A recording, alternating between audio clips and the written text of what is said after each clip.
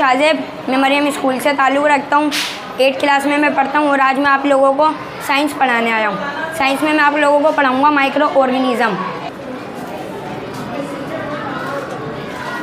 जैसे कि micro organism, micro की मीनिंग होती है छोटी छोटी सी चीज़ और ऑर्गेनिज़म की मीनिंग होती है जानदार चीज़। जैसे छोटी छोटी सी वो चीज़ जो जानदार हो।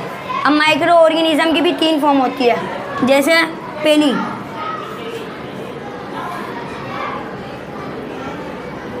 पहली होती है वायरस और दूसरी बैक्टीरिया।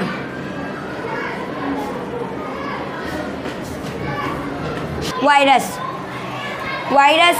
एक माइक्रो ऑर्गेनिज्म की फॉर्म है। Stand up. वायरस एक लेदन ज़ुबान का वर्ड्स होता है। अब वायरस हवा में, पानी में, ज़मीन में, हमारी बॉडी में, एनिमल्स, प्लांट्स में भी होता है।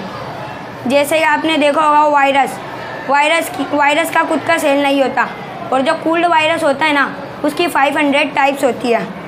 Virus is the clear. अब आते हैं हम बैक्टीरिया वो होता है जैसे कि बैक्टीरिया भी हमारे एनिमल्स में, प्लांट्स में, हवा में, हमारी बॉडी में, ज़मीन में भी होता है। वायरस हमारे लिए नुकसानदेह बैक्टीरिया हमारे लिए नुकसानदेह क्योंकि वो हमारे लिए नज़ला ज़ुकाम कर देता है।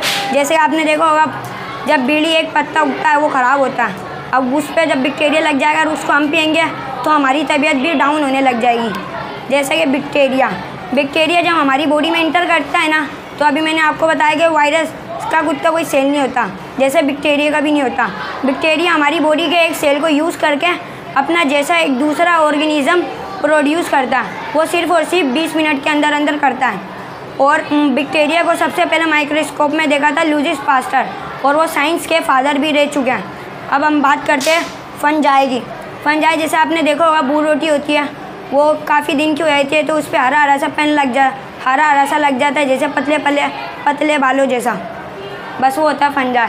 वो हमारे लिए नुकसानदेह होता है क्योंकि वो ख़राब हो जाता है खाना, उसे हम खा नहीं सकते। और जब वायरस हमारी बॉडी के बाहर होता है ना तो वो नॉन लिविंग थिंग होता है और जब वो हमारी बॉडी के अंदर होता है ना तो वो लिविंग थिंग्स होता है।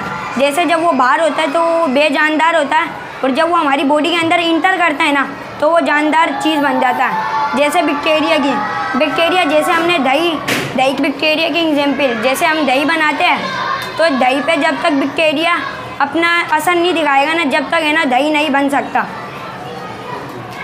Thank you.